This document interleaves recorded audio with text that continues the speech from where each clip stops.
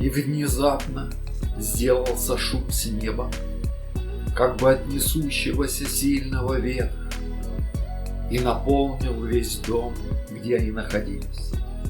И исполнили все Духа Святого, и начали говорить на иных языках, как Дух давал им провещевать.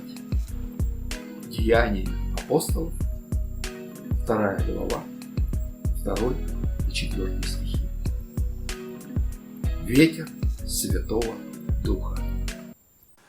Благой, угодной, совершенной, я волей Божию живу, дорогой необыкновенной к брегам его страны плыву.